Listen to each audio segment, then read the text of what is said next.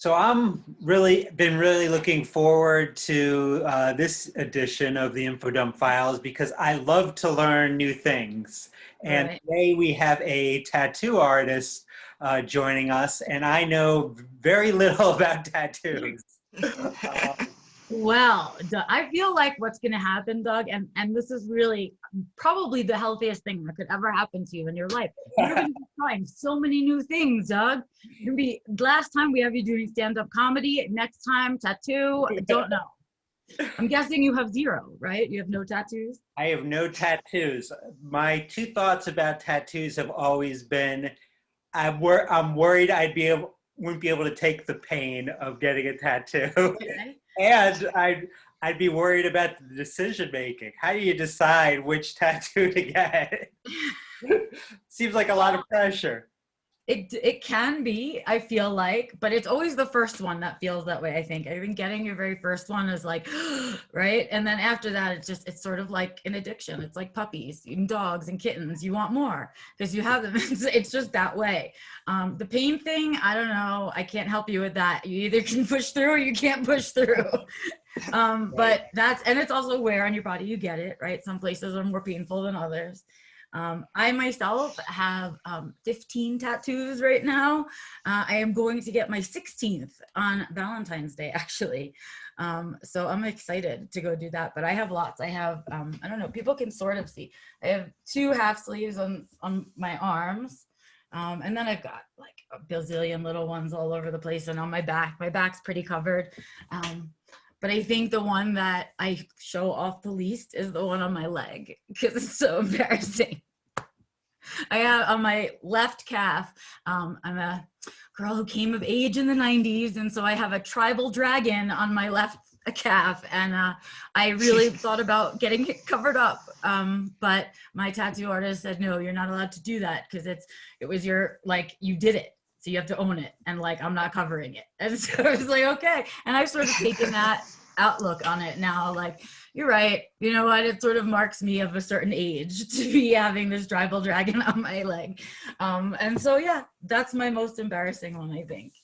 But I started with them in places no one could see, like on my back and stuff like that. Cause I was in the beginning, when I first started getting tattooed, was so much stigma with the tattoo. Like you couldn't get a job if you had a tattoo. And there was all this fear that I would never work a day in my life if someone could see a tattoo on me. And so I hid them. But I distinctly remember the decision to not get them in places like that anymore. And it was after I worked my last corporate job. And I said, F this, I am getting a tattoo right on my wrist, right down here, where no matter what I'm wearing, I have no choice but it's being seen because I never want to work somewhere where I can't have a tattoo ever again. And so that's what I did. And I went and I got that tattoo. So that's my freedom tattoo right there, my corporate freedom tattoo. But yeah, maybe I'll start thinking of ideas. I'll send you pictures. Okay. Okay. Look forward to those emails. My wife is going to hate me by the end of this, I swear. Well, enough of me, the amateur, talking about tattoos. Let's see if we can bring Camille on. And I apologize in advance, Camille, for saying your name without any accent at all, because I am American and we cannot do French accents to It's okay. It's okay. And so I welcome you. Camille's a tattoo artist. She's French, obviously. And we'll be talking to her about all the things that she's interested in and all of her special interests and what tattooing kind of place has that in her life. So welcome, Camille. Hi. Well, nice to be here and to talk about, well, one of my most special interests, that is tattoo and drawing, obviously. Yeah, people don't think about that all the time, that the drawing is such a big part of tattooing. It's not just the tattooing. Yeah, I was a drawing person before being a tattoo artist, so that's just an extension of what you can do. I was just popped in the tattoo world, and that was a good surprise in my life. You see, I've been to a normal scholarship And then happened that I went to an art school and it went so badly. And that was in that period of time that I went to a tattoo artist and I got a tattoo myself. And then I remember I went more to the tattoo shop than to school because yeah, people in the school, teachers, well, they were like bad persons, you see. When someone just treat you like you have no confidence in that you can present art like you're supposed to do in big exhibitions. And so I was so disappointed. So I went more and more to the tattoo shop because the guy was like, hey, you can draw and you can draw super nicely, so I think this could be a job for you. And well, then that was it. I went tattooing thanks to this. I went to have a tattoo myself, and well, that's life. I think so.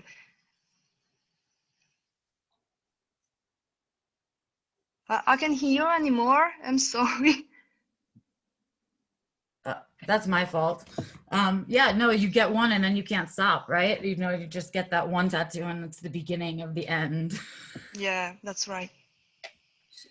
Well, actually, I just don't remember how many tattoos I have on my body. Seriously. Because I did the first and the second. I had to start counting before the show because I was like, oh, Doug's going to ask me about my tattoos and I don't remember how many I have, so I better count. Yeah. Well, that's pretty fun because people count their tattoos, but somewhere I have one tattoo that is almost like at the beginning of my neck until the back of my legs. So it's only one tattoo, but it's half covered my body. So yeah, that's a bit of fun, you see. Yep. Camille, so many of your tattoos are really vibrant and expressive. The illustrations I've seen of yours. How do you go about choosing the colors for them? Well, sometimes the customer just don't want this or this color, and they don't want to have some, well, I don't like orange, so don't put it in it. Oh, okay, all right. And sometimes they just tell me, well, just do it. You're the one, you're the artist, so you're gonna pick colors, and I think well, at the end, I think I like it. So well, in French we have a word for that. It's carte blanche. I don't know if you have the same word in English. That's free, well, free artist, free. Right.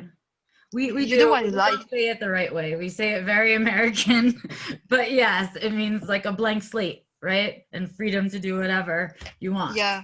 Yeah. And so, well, yeah, about the colors, I knew since the beginning that I wanted to do color tattoos. I don't know why, because it's so much, well, I don't say it's simpler to do black and white tattoos, or black and gray actually, but it's, as you said, it's so vibrant, it's so colorful, it brings so much joy to people. And I've seen some guys that, oh, I'm more like a black and gray tattoo person, okay, and then they saw my work and were like, wow, this is like so different, because they were stuck in the old version of the tattoo like 20 years ago, when the color were not so bright and so intense, so they were, well, stuck in the past and what we could do at this moment, actually. Many of the tattoos that I saw of yours, in many of the illustrations, there were girls hugging or cuddling with pets. So that I'm sure many of the people that listen to the InfoDump files would love. Why do you decide to make so many of those? Oh, that's the customers. The customer choose. They we have like a very strict procedure for people to ask for a tattoo, and they have to fill in like a form and to send it. And they tell me, well, I'd like to do my daughter with our dog in that position. I'd like these and these tattoo you made, and they send me the picture. And so I have like an idea, a previous idea of what they like that I did before. And well, it leads me straight to the new tattoo I'm gonna make. So I usually ask pictures of babies or of daughters or sons if they like their children. Well, I need reference. I cannot just pop it outside of my head, you know. So I need base. I need something to do. And well, I think my customers usually send me the proper files to do this. So is there a particular style that you're known for? Well, not necessarily. It's between cartoon and neo-traditional tattoos, because I've been inspired by both. And with Art Nouveau, like Alphonse Mucha, the Czech artist. So I just pick stuff in many reference. I'm not stuck in like a word and a topic properly. So I just feel sometimes that I need to explore something else, and well, I just do it. That's fun. That's the fun about tattoo, is that when it's a new tattoo, even if it's a customer you have already have tattooed, it's always new. It's always something different every time. Yeah. What other special interests do you have other than art and tattoos? Well, I've been wondering, because I have like periods in my life, you see, when I was young, I remember I was knitting with my grandma, and this stays up like 2 to 5 years, and then I forget about it. And now that we are, well, I don't know if you know about it, but here in Belgium, because I'm French but I live in Belgium, we are forced by the government, actually, because of the virus. I cannot work. Since November, I have not tattooed, and I'm just stuck. So I needed to find something to fill in my days and to feel better, because I need my interest, and I was missing tattoos. So I was wondering, well, what can I do? So I just began knitting again. And well, one of my interests was languages. I started with English at school, obviously. Then we studied Spanish, so I can also speak Spanish. I jumped myself into Japanese. I don't know why, but I needed to stick to that, so I can speak a bit of Japanese. And I remember the art school, I was really friendly with a Korean girl, and I was teaching her French, and she was teaching me Korean. But I almost forgot about it, because this is so, Korean is hard. It's really hard, actually. Harder than Japanese? That's not the same, because as French, you see, English, you speak with the back of your throat. You speak with you speak like that, and you have consonants and vowels that come from the back of your throat. In French, we speak with the front of our mouth. So when I speak Japanese, I use the same parts of my mouth that is in the front, but Korean is like English. It's on the back of the throat, and that is really hard. That's why this is easier for me to speak Spanish than to speak English. Mm. I get used to that. But Korean is like, even the grammar is not the same. So you have to reform your sentences and then to get your attention on your accent, because if you place your tongue like in the front of the mouth, the same pronunciation can make another word. And that's so difficult. So yeah, that was an interest that I kept for many years now. Languages, I like it. Do you ever watch any TV shows or movies in those languages that you've learned? Yeah, when I was a teenager, I was really fond of mangas. I don't know. Do you say manga or mangas in English? Mangas. I don't know. Manga. Anyway, manga. Yeah. And yeah, I watch all the shows in Japanese with the French subtitles, and then some shows weren't very, I don't know, I couldn't find them with the French subtitles, so I was like, well, I can read in English. This is gonna be more difficult, but I think I can do it. So I watched the shows in Japanese, subtitles in English, and well, I try to understand. Hard brain work.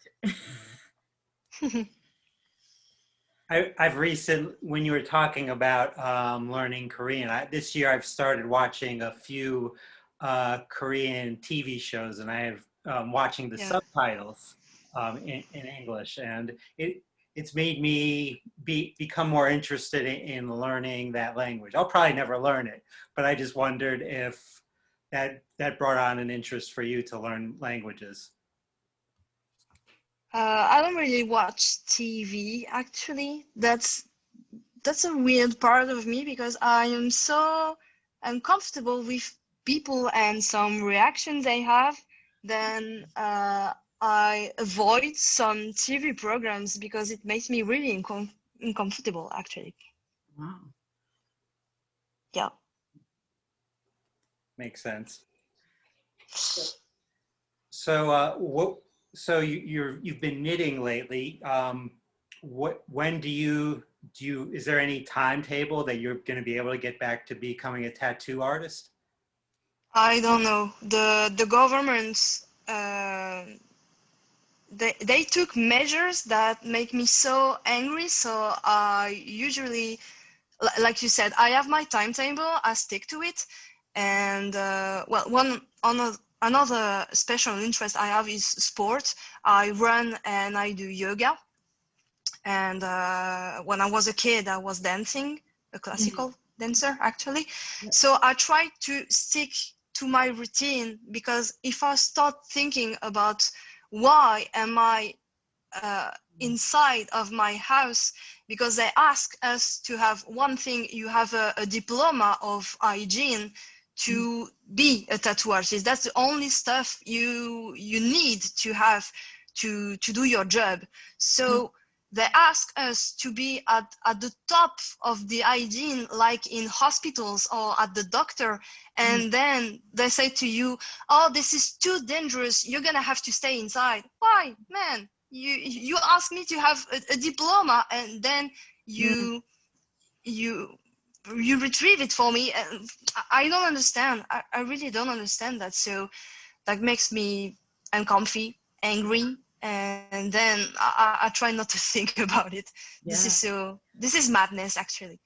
It is. It can be really frustrating, but I think it's so healthy that you just say, I'll stay busy with the other stuff that I like. Because I always, when I work with my students, I talk about putting all your energy into the stuff you have control over, and not putting your energy into stuff you don't.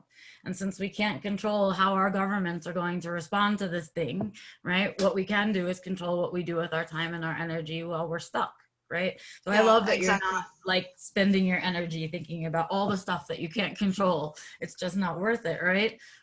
Yeah. I try not to think, and because I get so angry that sometimes I post, like I was posting a picture like a month ago. Everybody was in shopping. They were shopping for Christmas.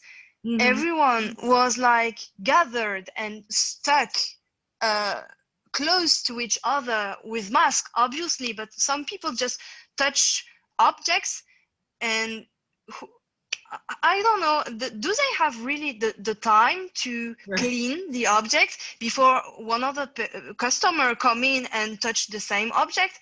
And if the previous person was sick, then the guy is gonna be sick too. And I have only one customer per day, one customer, two if it's small tattoos, but I'm not gonna spread the disease with two customers per day. That's just insane. This is insane. Yeah. It's been really, really frustrating here too. That they let you and then they don't let you and then they let you and they don't let you back and forth. Yeah. It's been frustrating. Really. Camille, if people did want to get in touch with you, how would they go about doing it? Eventually, when you go back to, giving people tattoos. Yeah, we have a website. The tattoo shop I'm working in is California. And we have a website and you have a form. So you just fill in the form and you send it. And I receive it by mail. And I work only with email because I remember in 2014 when I began, we had Facebook, email, and then Instagram, and people can send you a message, and then you have to seek in all the platforms to remember, well, she gave me that picture to do the drawing, I don't remember, so you search on Facebook, you have to scroll over all the conversation to find the information back. Oh no, that was not in the Facebook, so I'm gonna check on Instagram, it's not on Instagram, and then you remember that the girl that sent you the email took like another surname when she sent the email, so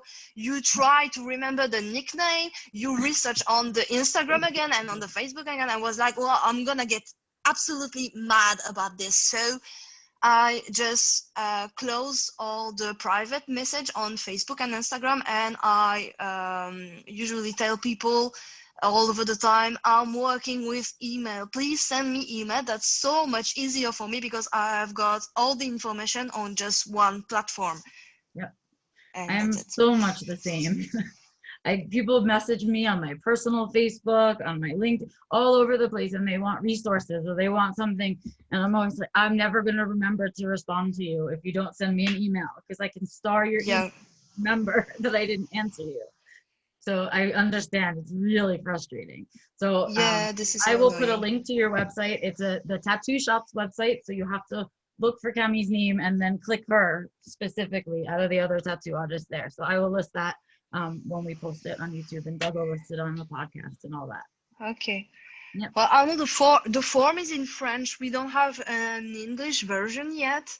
Well, mostly because the guy that did the website, we're gonna have to pay him for the English version, and actually we don't work, so we don't have any more money, so that's a bit complicated. But I want to make people sure that yes, I can speak it and I can read it, so if they properly send me the form in English, well, that's okay for me. I can manage. Fantastic. All right, are we ready for 11 questions right now? I think so. Yeah. Okay. So we always end each episode with 11 questions that me and Becca are big fans of Inside the Actors Studio, and this is kind of our tribute to the questionnaire by James Lipton. And so there's 11 questions, and the first question we always start out with are, what are your pronouns? Like girl, boy pronouns. That's yeah. Well, I've been wondering these days that if I was born a girl, but sometimes I feel like I'm like half boy, half girl. You like non-binary? Mm-hmm. Yeah. But Um, I think I would stick to the girl pronouns, but I really don't mind if people um I don't have the word for that. I'm sorry. Use they, them pronouns? Yeah, yeah. But I think that would be too confused for me in English. That's not my maternal language, so I think this is much easier for me to stick to the she. I Yeah. think so. Mhm. Yeah. All right. What is your preferred stem? Well, that's a bit uh that's awkward because I eat the skin around the fingernails. Hmm. I don't know the word in English for that, and I've been doing this since I was a baby, and that's awkward for people because they tell me stop doing this, and so when I had my diagnosis, I was like, oh, this is why I'm doing this to give up all the stress inside me. Mhm. So I was wondering, well, if I found another STEAM, maybe I'd be able to drop that horrible stuff because I'm a tattoo artist. I use my fingers and people can see that I have horrible, yeah, my fingers are just eaten all around the nails, and that's just awful. But I tried steaming differently, and I just cannot stop doing this. When I'm so stressed, I cannot. This is relieving. I don't know. Mhm. So this is my favorite steam, but this is, yeah, that's a bit awkward actually. I'm sorry. No, that's okay. It was perfect. What's your favorite curse word? Curse word. What do Mm. you mean by curse word? Let me see. I'm trying to think of a French curse word if I can think of one. Um, how frustrating. Swear word, maybe. Yeah, swear word. That's good. Maybe. Ah, yeah, like all the French people, it's like putain. We use it like every time. It's like fuck, fuck, fuck. Yeah, putain, putain, putain. Yeah, this is true. I know this is funny for foreign people, but yeah, we use that word all the time. And as I'm coming from the south of France, we have a different accent and we use different words. And we used to say like putain is like the full stop, the end of the sentence is just like you have the sentence and you have just this to to end your End it, sentence. just like in New York. See? Yeah. New York, it's the same way. It's the period at the end of the sentence. Who do you love and what are you doing about it? I'm sorry, you're gonna have to repeat that. Sure. Who do you love and what are you doing about it? Who do I love? Like my partner in life? Sure. Sure. Yeah, I've been for a year and a half with a wonderful person that absolutely changed my way of loving people. Well, since I am diagnosed now and it happened in the middle of our relationship, I can be happy to say more than ever that he accepted it. That was really relieving to see that, well, you meet someone and you try to find yourself, and then you see that there is an end and you have the diagnosis. And I was like, is he gonna leave me because I'm different? And that was so obvious and that was contained inside of me. And now that I know this, it pops out of the box. This is the, yeah. And he accepted that, and I was so relieving to, Oh yeah. yeah. So I could be, I'm losing my words here. Well, I'm just happy, and that's it. Yeah, good. I love it. You may be neurotypical if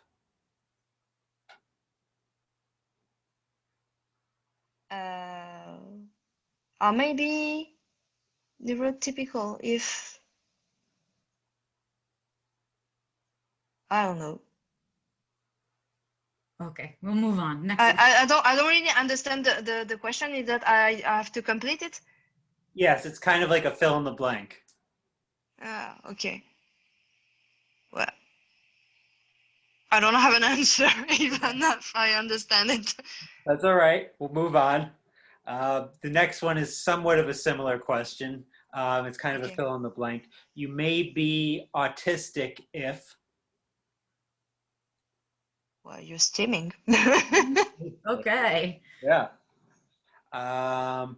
What's something you want to learn to do or be better at? I want to be a better tattoo artist, obviously, and that's not gonna happen if I stay in my home. But yeah, I want to be better at running because I cannot, yeah, I can draw now, but I cannot tattoo. So I've been focusing on my running sessions, and I try to do like 6 or 7 miles in an hour. So I stick to that actually. What what autistic social media account should people be paying attention to?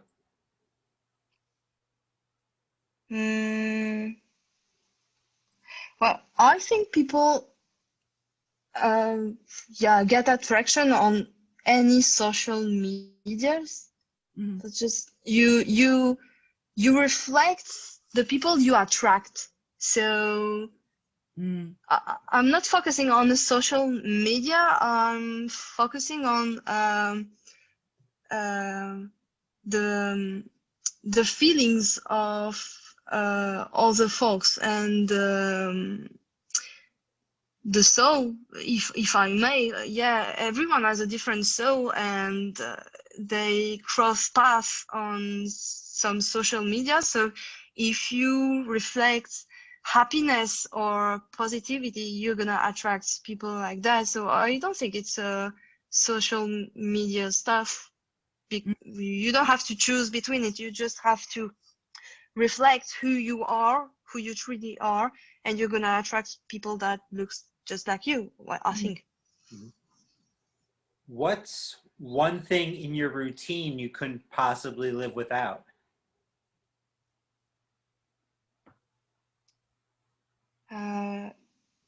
Eating. Mm. This is something I really rely on.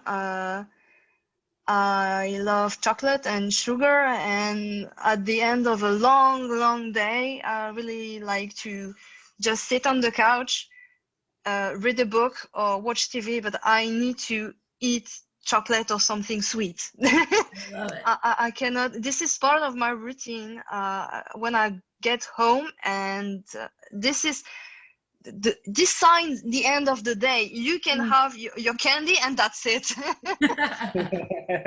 You've earned it. Yeah, yeah.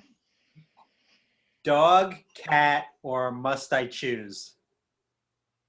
Mm, as a kid, I was a dog person, but because we never had a cat in the house, so when I grew up, I had different boyfriends, and some of them had cats, and my actual boyfriend had a cat. So I'm more like a cat person nowadays. All right. And then the last question, what does autistic joy mean to you? Flapping, flapping your I don't have the word for um, when you have clothes where you put your arms in. Oh, your sleeves. Yeah, flapping sleeves. Nice. I like that. All right. Well, thank you so much, Cami, for joining us today. You did fantastic with your English. So I appreciate you doing all that extra work for us. And I'm excited to send people to your website because I have a feeling that even if Cami can't tattoo for you, she could do an amazing drawing for you if you'd be interested. So I will make sure that we have her website out.